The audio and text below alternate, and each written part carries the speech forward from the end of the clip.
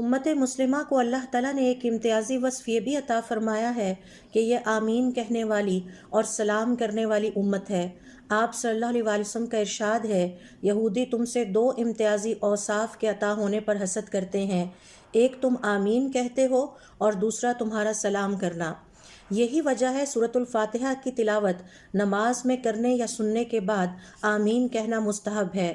آپ صلی اللہ علیہ وآلہ وسلم کا ارشاد ہے، جب تم میں سے کوئی زمین پر آمین کہتا ہے تو فرشتے آسمانوں میں آمین کہتے ہیں۔